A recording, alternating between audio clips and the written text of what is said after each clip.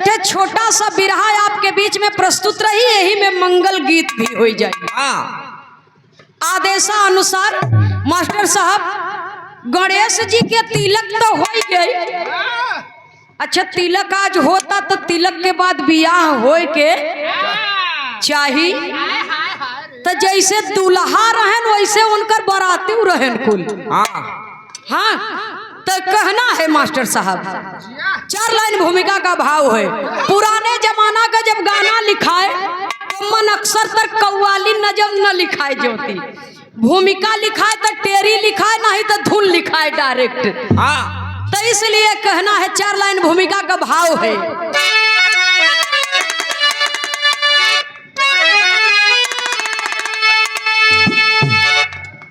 सर पे सौरभी से दुल्हा के सेहरा सजा, स्वर्ग लोकों से चल कर के आए बाराती, प्यासा पागल पपीहा तड़पता रहा, प्यास कैसे बुझेगी भला बूंद स्वाति, भूधरा अंबरा व्योम बरिसे सुमनी, अरे गजाननी को ब्याहनी चले शंभुदानी,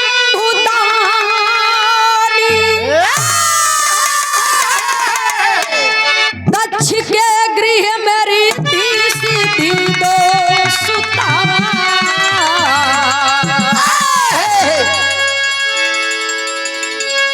डोला ले आए कैलाश परि भोले दानी।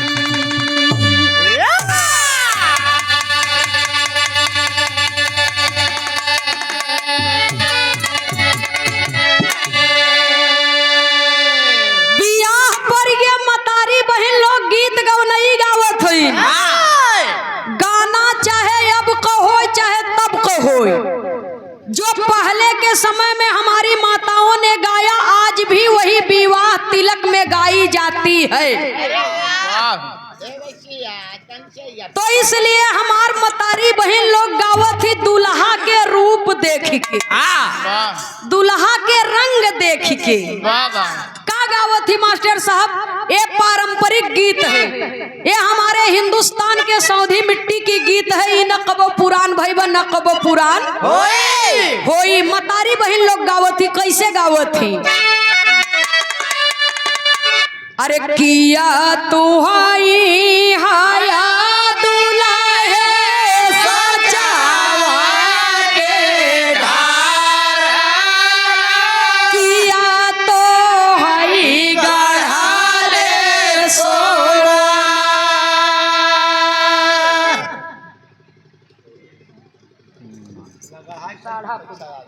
अच्छा, सेवा में श्रीमान बाबू राम स्नेही यादव जी साढ़ापुर की पावन सरजमी से इस पारंपरिक गीत पर शानदार 101 रुपया दे करके सम्मान किया गया। बहुत बहुत आपको सादर नमन है।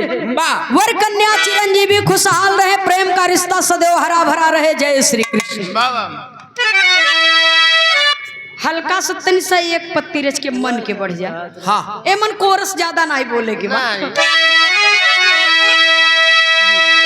मतारी बहन लोग गावत है। अरे किया तुहाई हाया दुल्हे सजावा के ढार, किया तो हई गढ़ा ले सोना,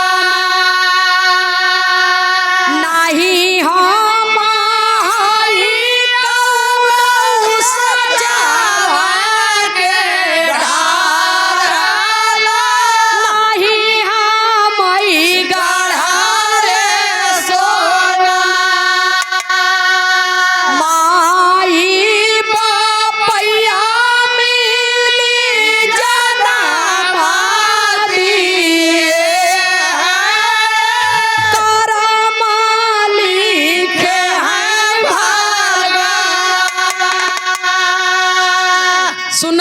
बाबूजी तैयारी होता, गीत गौनई होता, आज तिलक आई बा। परीक्षा चालू बा। ये हमरे पूज्य बाबू श्री जय नारायण यादव जी के यहाँ मतारी बहन लोग गावत थी। कहाँ से पोथी आई, कहाँ हो पोथी जाई, कहाँ हो पोथी जाई, के करे दुआरे पोथी उतारे तिलक ले बाबा। जहाँ से तिलक आई बा भैया वहाँ गांव का का नाम बा? हलाने। अरे भाई जब गवावत है ढकवा पूरा, हाँ ढकवा पूरा ना।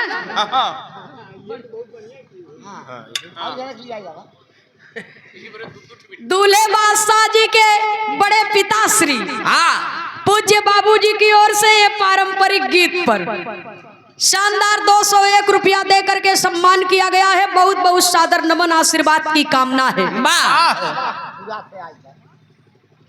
भाई का बेटा का भतीजा का तिलक का बहुत बहुत बधाई पूरे परिवार के। एक गीत पर माताएं बहनें गाती हैं, कहाँ से पोथी आई, कहाँ हो पोथी आई, कहाँ हो पोथी आई, के करे दुआरे पोथी उतारे तिलक ले बाबा। अरे ढकवा के पूरा से पोथी आई, तेंदुआ पोथी उतारी, तेंदुआ पोथी उतारी, जय नारायण खुशियाँ मनावे तिलक ले बाबा। और तिलक का तैयारी होता, भोजन हो गया, तिलक का तैयारी होता। वैसे सामने जब महफिल खाली हो जाता, लेकिन खाली हो के कारण बा जौने बदे आई है नु कार्य करना जरूरी है। वो नहीं के पीछे हम लोग आई है दो ठे गवैया, तिलक न हो तो का करे आई। माताएं बहनें गीत गाती हैं बाबूजी। अच्छा ये तब पर पक्ष से गाना हो था, मतारी बहन लोग गावत थी, लेकिन कन्या पक्ष से गाना होता है। मांगलिक कार्यक्रम का मतलब यह है कि कन्या पक्ष से भी गीत होती है। जब कन्या तिलक हो ही जात है तो कन्या के गावा तो देखा बिटिया पक्ष से गावत थी बाबूजी।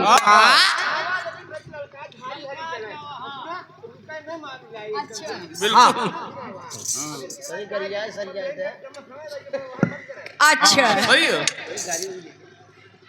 ए दूल्हे, अच्छा वो दुल्हन के पिताजी के तरफ से आई रहा, ये दुल्हा बादशाह के बड़का पिताजी के तरफ से शानदार 201 रुपया दे करके सम्मान किया गया कि तनी गारी सुनाई दी है समझी के। इसलिए ये पुरस्कार दूल्हे बादशाह जी के बड़े पिताजी ने दिया है, सुनई वाले बाबूजी। लेकिन लड़की पक्ष से एक लाइन गीत होत है, मतारी बहन लोग गावत हिन, का कहत हन बाबूजी?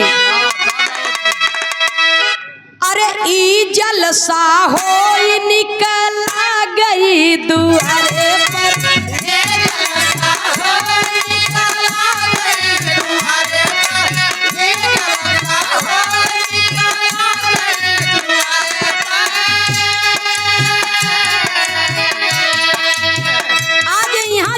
होता। और एक समय आए कि जहां से कन्या पक्ष से लोग आए हैं घरात के तरफ बाबूजी जलसा हुए, मतारी बहन लोग गावत है, ससुरु कयाना गजबनी गलागे,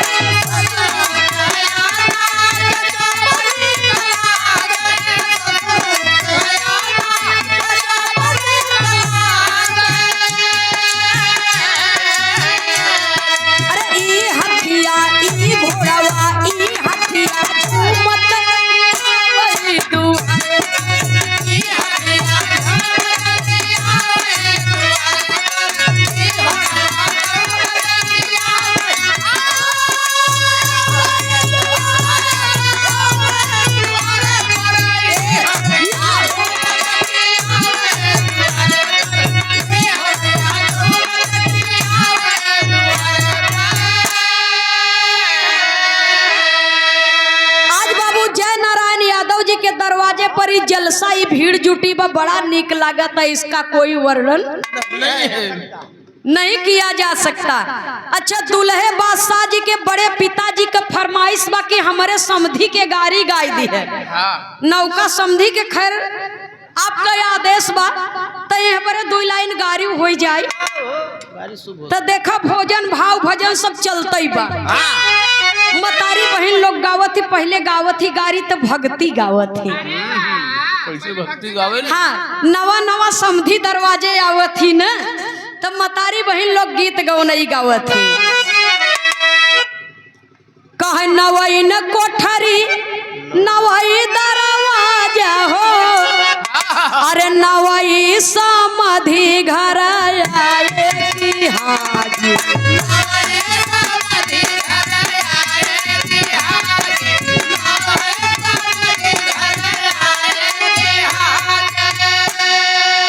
अरे नवई ना कोठरी नवई दरवाजा, नई नई कोठरी नवई दरवाजा, नवई समाधि घर आए की हाजी।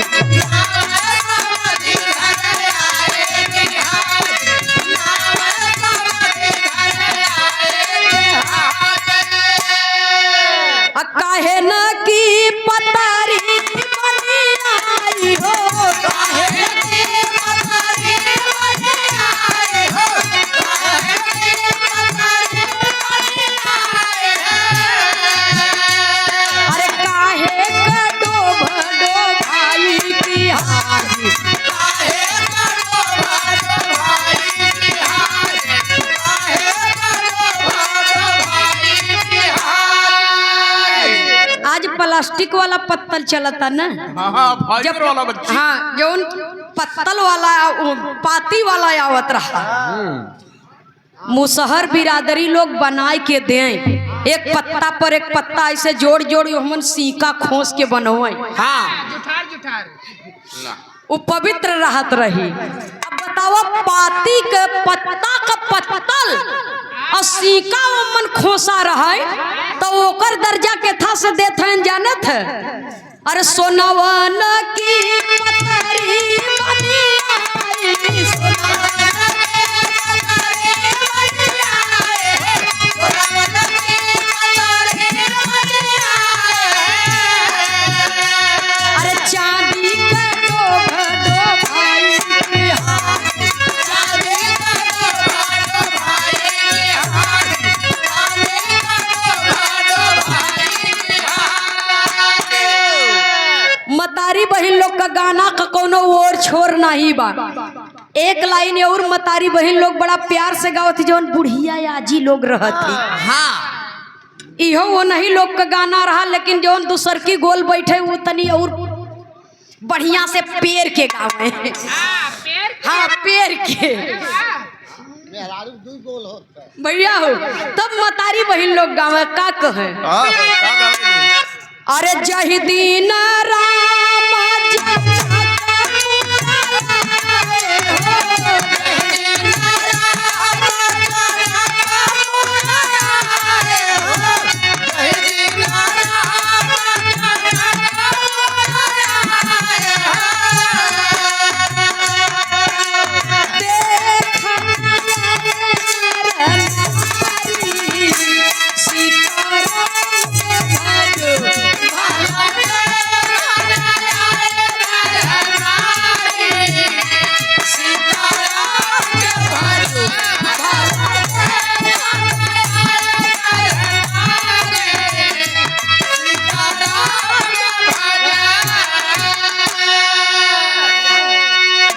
सासू परोसाई सार परोसाई साढ़ू आई नगरिया।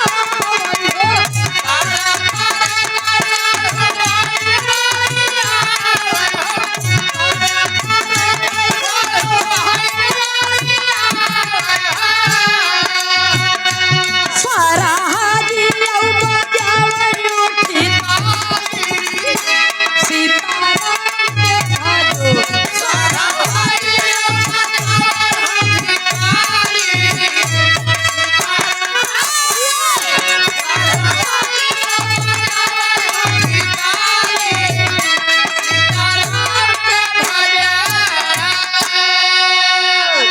आज तक बफर सिस्टम हो जाता, लोगन के पास टाइम नहीं न, बारात में इतना रुपया पैसा खर्चा होता, अब बरतिहा लोग आए दोबारा लगता कि ओहर खाना चालू भोजन कई के जयमाल पर आधा लोग हुवन नहीं हुवन उनसे मतलब नहीं न, बारात मालिक गाड़ी छोड़े जाई घरे। नहीं तो उस समय रहा जब ये सब पारंपरिक गीतें हुआ करती थी। कुल बराती भाग गया था, खाली 5-6 जने बचा था। बात तो सही है। मामा फूफा मौसिया चाहे नंदनी बिरहा होता चाहे ज्योति के, ऐसा नहीं मतलब। ओसे नहीं मतलब सम्राट हुआ कि सम्राटी तो ये समाज है बाबूजी, आज का कल्चर बन गया है समय। तो ये हमारे बाबूजी का आदेश रहल, फरमाइश रही कि गारी गाय दी है। तब मतारी बहन लोग एक लाइन और गावती कहे दुल्हा बादशाह के बड़का पिताजी का, अब बैठा भी है इशारा भी करत हन, तो एक लाइन उनकर वाली सुनाई देते। अरे गलियन में करो धाकी बारिश की गलियन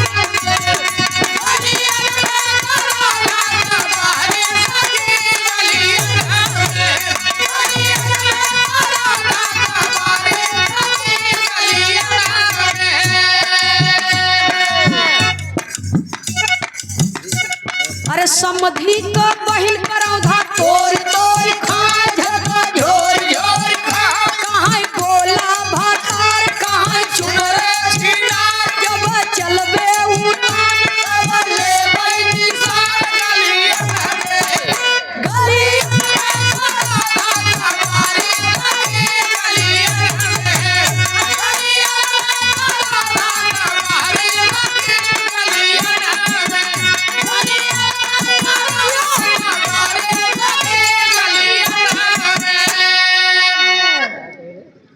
आदेश रहा, फरमाइश रहा। मतारी बहन लोग का गाना में शब्दकोश से नहीं मतलब, जहाँ जवन बैठे हुआ भिड़ाई दे। अब हम है भी रहिया तो हमसे उतना बढ़िया न बने, आपका आदेश रहा इसलिए हमने 2 लाइन सुना दिया।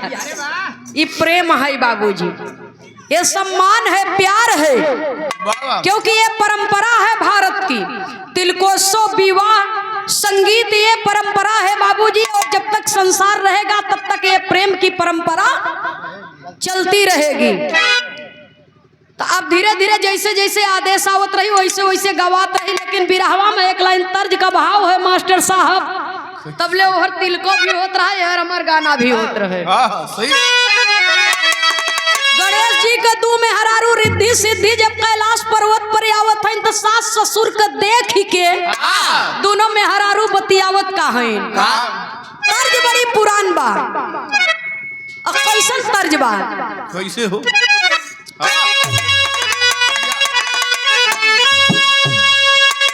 अरे हम पत्थर की मोरा,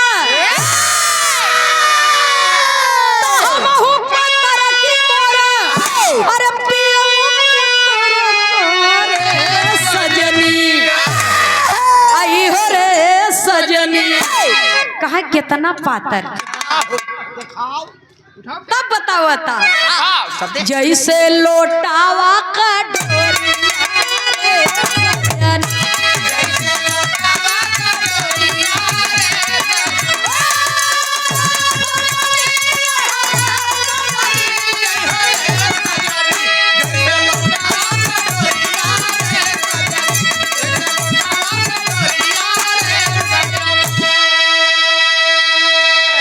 लेकिन दोनों बहुरिया का कहत है अपने सास ससुर को देख करके। अरे सासु मोरी देवी,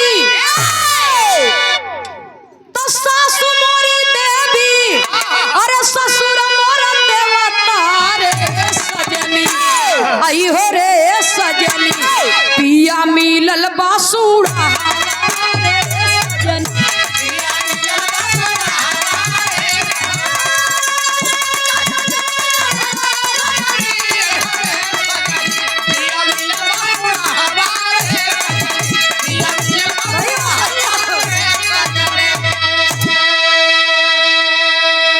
सुनने वाला बाबूजी कहत हैं दुल्हन की, अरे बाप रे बाप, ए बहिन तनी देख न, सासू हमार देवी, ससुर देवता, जे करे संगे हमार लोग के बियाह भवो कौने डील डौल कहे, एकदम हाड़ी असत पेट निकराबा, एक हाथे को सूढ़ लटकता, एकदम ऐसा लटका है चापाकल।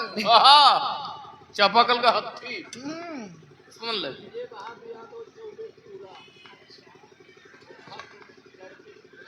हाँ, हाँ।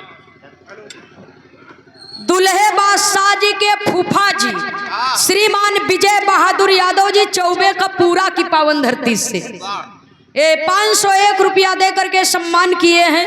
बहुत बहुत आपको सादर नमन है, आशीर्वाद की कामना है। वर कन्या चिरंजीवी खुशहाल रहे, प्रेम का रिश्ता सदैव हरा भरा रहे। ये बात जितना कहा जाए उतना कम है। मालिक की कृपा बनी रहे। जय श्री कृष्ण। भैया हो, खैर जवन कर्म में रहा, जवन किस्मत में रहा, तवन मिल गए। धीरे धीरे समय बीता तक चांद जैसन बहु लोगन के चेहरा देख के सासुरानी का करेजा एकदम गदगद बा। डोला से उतार के परछन कई के बाबूजी भीतरे ले आई जाते हैं। अब धीरे धीरे रस्म पूरा होत बा। जब बीत गए कुछ दिन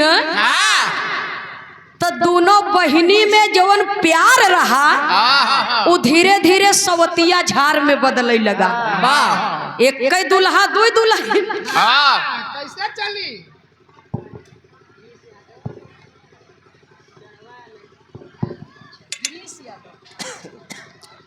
अच्छा, डणवा की पावन धरती से श्रीमान गिरीश यादव जी दूल्हे बादशाह जी के फुफ्फा जी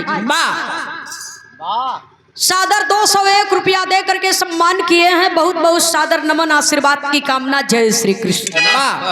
सुनने वाले श्रोता सज्जनों,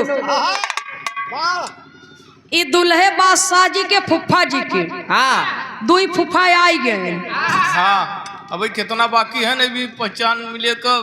आप जितना बाकी हो जब नाम बोले ही तो जान जा भाई। भैया लेकिन ई गाड़ी जवन गवान रही ऊपर ही नाम बा। बहुत बहुत सादर नमन है फुफ्फा लोगन के। भैया हो, दोनों दुल्हन आपस में झगड़ा कैलिन तो गणेश जी कहीं से घूमत टहरत जब आवत हैं भीतर तो एक दुल्हन ओहर खींचत बा, एक ही उधर खींचता। आवा यार, हाँ अब ओहर मत जा। एमूर आवा। हाँ तो अपने यहाँ कहीं एहर ओहर और यहाँ कहा थी एहमुर ओहमुर। बनारस चला जावा तो यह लंगे और वहाँ लंगे। तो अलग अलग जिला के अलग अलग लोगन का भाषा बा। लेकिन कहे के लहजा कई बा। कहे के लहजा एक कई बा बाबूजी। मतारी बहन लोग गौरा रानी से कहते हैं तोहर पतोह बड़ा नीक हईन, ऐसन पतोह कतौ देखे के नहीं मिली, इतना सुघर इतना सुशील। लेकिन जानत है घरवा में का होता।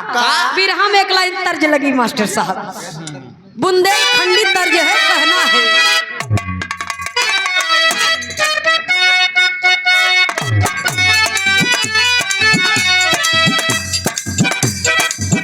मोए प्यार करो भरता भरता सिलवाई तेरे चोली रे।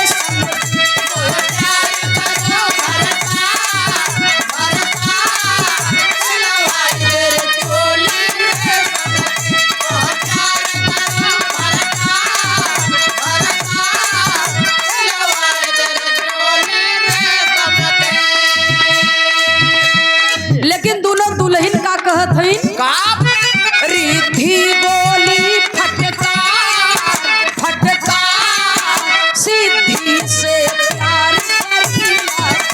रिद्धि बोली फटका फटका सिद्धि से प्यार करिला। रिद्धि बोली फटका फटका सिद्धि से प्यार करिला। सुनी के बचन बोले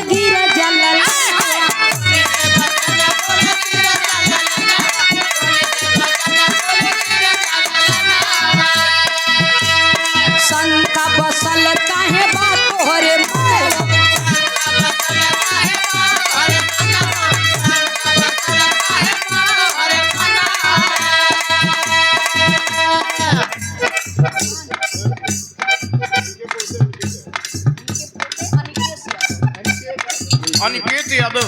सेवा में श्रीमान बाबूराम फेर यादव जी, ग्राम प्रधान महोदय जी, बरपुर की पावन धरती से आपके पोते हैं अनिकेत यादव जी के कर कमलों द्वारा 501 रुपया दे करके सम्मान किया गया है। बहुत बहुत सादर नमन। उपस्थित सकल पंच को सादर नमन, आशीर्वाद की कामना। जय श्री कृष्ण। तुम दोनों हो गुलनार गुलनार, सिद्धि से प्यार करिए।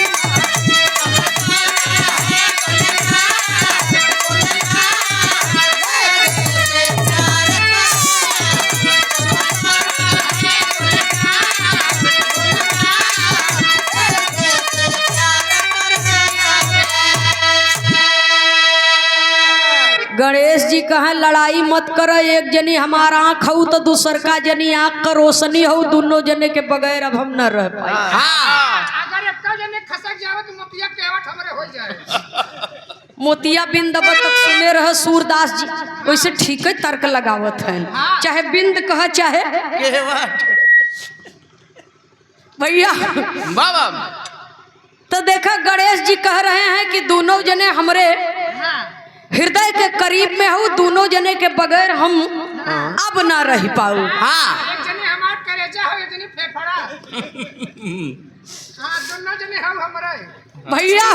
बाबा जब इतना बात सुनत है दोनों बहन, कहा एक काम करा, आज प्यार आपके हिसाब से न होए, हमारे हिसाब से होए। जैसे हम कहब वैसे प्यार होए।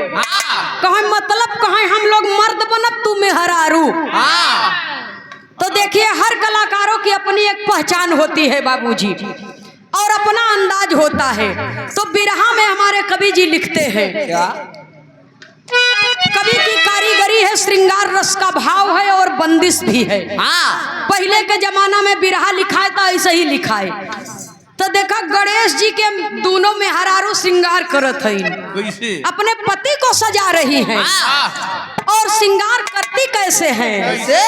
छंद में मुकेश भेष नासिका गणेश बेग धारणी, ड्रेस नारी के लिए किए प्रयोग संग में। मैं खला कमर के मध्य में सुहाय कर धनी, पैजनी सजायली स्वरूप रूप में। मांग में मयंग सा प्रभा सुहाय बिंदिया, लगाए लाल भाल जस मनोज के उमंग में।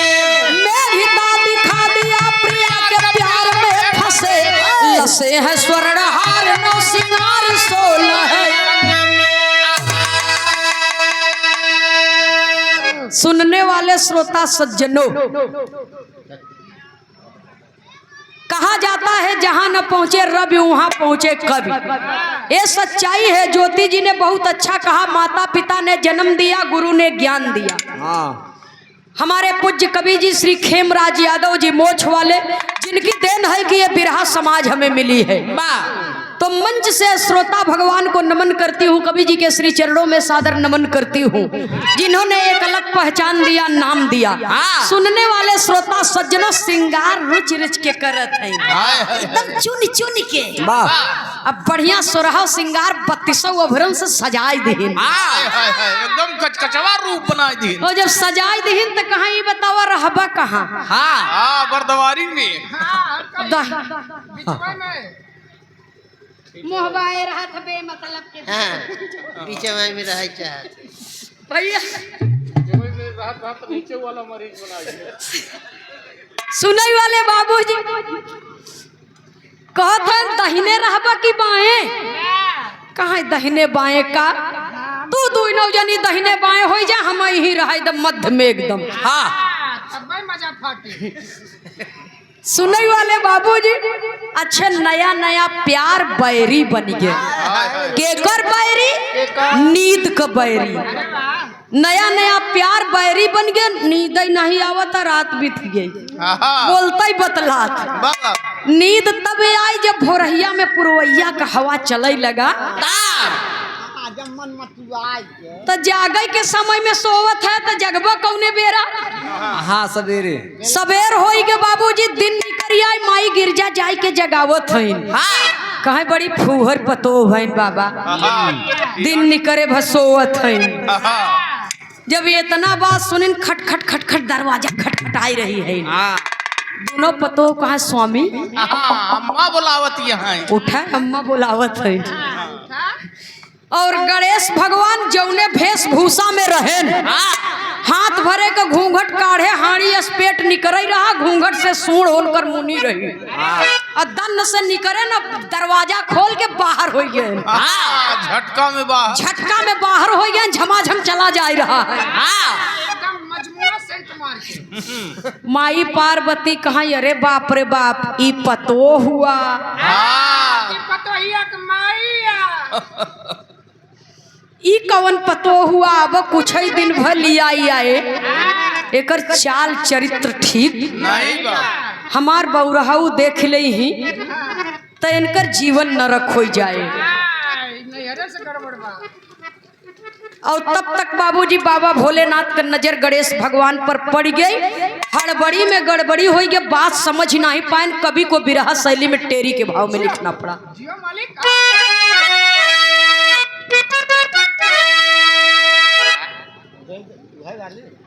कौनो दादा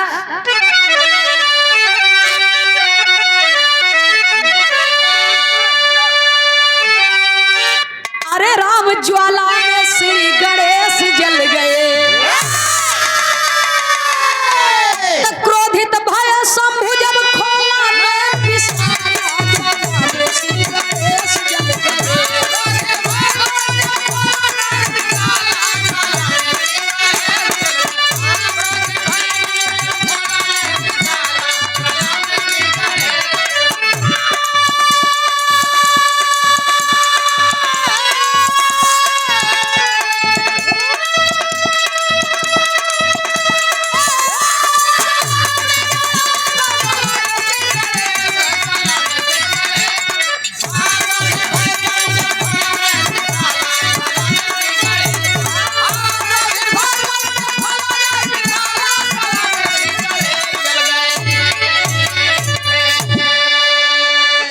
मारे क्रोध में समय की नजाकत को भोलेनाथ स्वयं समझ नहीं पाए। तीसरा नेत्र खुल गया अग्नि की ज्वाला निकली उसी ज्वाला में गणेश जी जल करके भस्म हो गए।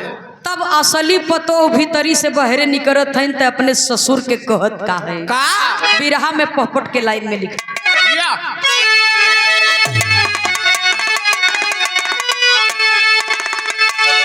अरे रिद्धि सिद्धि मारली में हनवा भोले बाबा हो रिद्धि सिद्धि मारली में हनवा भोले बाबा हो और भस्म की पति के कौन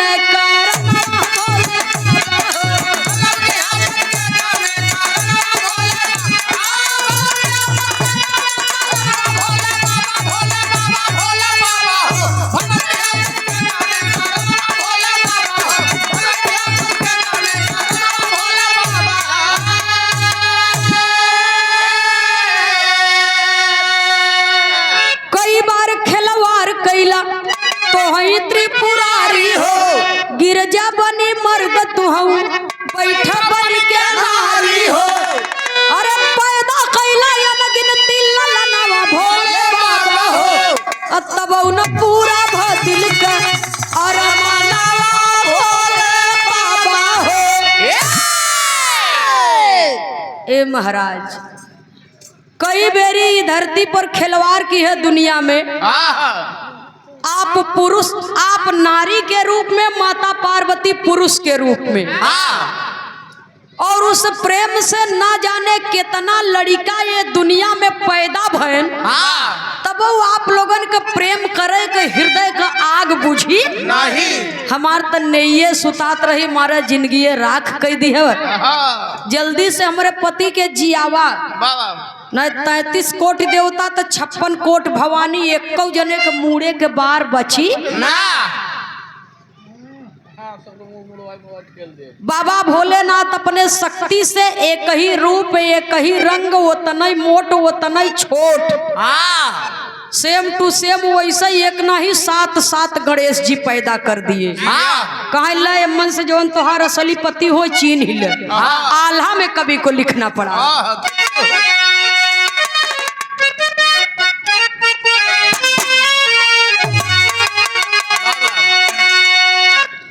अरे खड़ी दुल्हनिया खड़ी दुल्हनिया चार अपन मनवाए भैया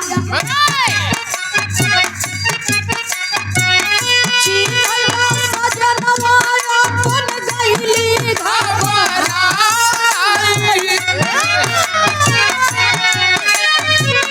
गिरजा मयरिया के से हरल दमनवा पंचो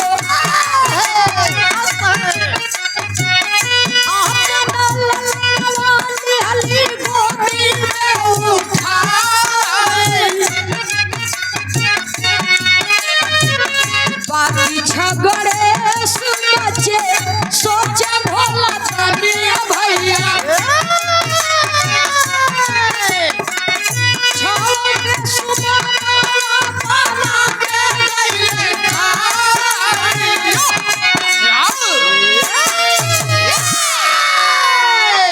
सुनने वाले श्रोता सज्जनों, दोनों बहू अपने पति को पहचान नहीं पाती, लेकिन माता पार्वती जी बाबा भोलेनाथ के हर कर्तव्य पर उनकर नजर रही। का करत हुआ नो का करे वाला।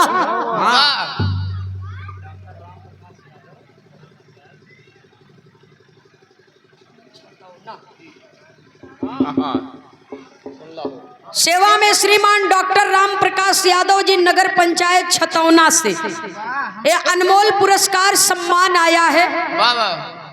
बहुत बहुत सादर नमन आशीर्वाद की कामना। जय श्री कृष्ण। सुनने वाले श्रोता सज्जनों, माता पार्वती अपने असली बेटवा के उठाए के अपने कोरा में, बाकी 6 नकली गणेश जी जब बच गए तो अब वही हमरे ज्योति जी कहीं न कि एक जनी बतावत बतावत चली गई कहां से कहां। आई हो या न आई हो, जो वेद पुराण में लिखा है, कसम मालिक से बतावत है, यह कलयुग में ऐसन ऐसन अनहोनी देखे के सुने के मिल जात बा तो वेद पुराण में नहीं है। ये सच्चाई है। तो सुनने वाले श्रोता सज्जनों, जो तब था कहीं न कहीं से कुछ न कुछ मिला होगा तभी तो कभी लिखे हैं। तो प्रभु की माया कहीं धूप कहीं छाया। दुनिया बनाने वाला वो परमात्मा है। सृष्टि में कब पूर्वा चली, कब पछुआ चली, कब उत्तरा, कब दक्षिणैया, कोनो भरोसा नहीं बा। इसीलिए कहा गया बदल दिए फैशन लगा के चलाकी, मगर वही कुदरत की दुनिया है बाकी। बदला सूरज चांद की रोशनियां है बाकी, मगर अभी कुदरत की दुनिया है बाकी। सुनने वाले श्रोता सज्जनों, कवि को संकेत करना पड़ा। 6 नकली गणेश के बाबा भोलेनाथ फूल बनाई के निगल गए खाई गए। 6 नकली गणेश बाबा भोलेनाथ के पेटे में जब गए तो कामदेव बन के लगन बेद है। अब अग्नि के ज्वाला उजवन रही तो वो तो 6 नकली गणेश के रूप में, फूल के रूप में खा गए हैं। तो वो बर्दाश्त नहीं होता, बर्दाश्त नहीं होता। बाबा भोलेनाथ का वीर्यपात हो गया। जब वीर्यपात हो गया तो वो प्रसाद ले जाए के अग्नि देवता के देते हैं। हल्ला महाराज एक धरे रहे, कतो मौका पाया तो ठिकाने लगाई दी है। अब कहाँ ले जाही कहाँ नहीं, वो तो एग्रीमेंट जना कर दी। इनकर बाबू पशु डॉक्टर सुनई वाले बाबूजी, ठंडी का सीजन आई, सप्तऋषि लोग तपस्या में, सप्तऋषियों की पत्नियां आगी जलाए के आचर उठाए उठाए पेट सेकत रही। अग्नि देवता पाई गए मौका कहन है आवल अब ऐसे बढ़िया मौका ना मिली। न मिले। सप्त ऋषियों के पत्नियों के गर्भ में बाबा भोलेनाथ के दिए हुए वीर्य प्रसाद को स्थापित कर दिए, प्रवेश करा दिए। जब समय आई बाबूजी तो धीरे धीरे इनकरे लोग के कुछ समझ में आवे लगा लगा घुमरी चक्कर आवे कि हमार पति लोग तपस्या में गए हाँ और अगर लौट के आई तो हम लोग के यह दशा में देखी कि बतावा साल साल भर बीत जात बा, कई कई बरस बीत जात बा तपस्या में। हम लोग तो रहे नहीं तो बिना पति के ही कुल कैसे हाँ इन्हन हवन कैसे हम तपस्या करते तू लोग हवन करत हऊ हिया तो लोग लाज के डर के मारे गंगा जी में जाकर के अपने सतीत्व के बल से गर्भ को गिरा देती हैं और वो गर्भ बहते बहते सरकंडे वन में गया और एक पिंड का रूप धारण किया, उससे एक बच्चे का जन्म हुआ। कवि को संकेत करना पड़ा, कहना रुक जा भैया सुना दे।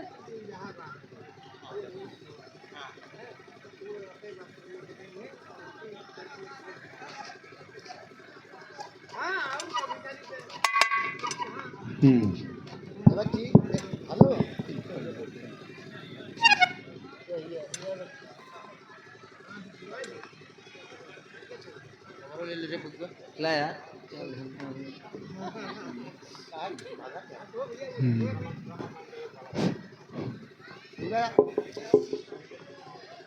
अच्छा पूज्य बाबू श्री ओम प्रकाश यादव जी दूल्हे बादशाह जी के बड़े पिता श्री ये सादर 501 रुपया दे करके सम्मान किए हैं कि अब तिलक अंतिम होए वाला बा, तनी गरिया दो लाइन हमरे समधी के और सुनाए सुनाए दो। और पूज्य बाबू श्री रमा शंकर यादव जी साड़ा की पावन धरती से ये शानदार 201 रुपया दे करके सम्मान किए हैं। 500 रुपया गाड़ी बदे बा, 200 रुपया अहिरौआ बिरहा बदे बा। तो बिरहा हमारी खत्म बा, अब लास्ट यही पर हम सुनाई देते। पैसा ले लो।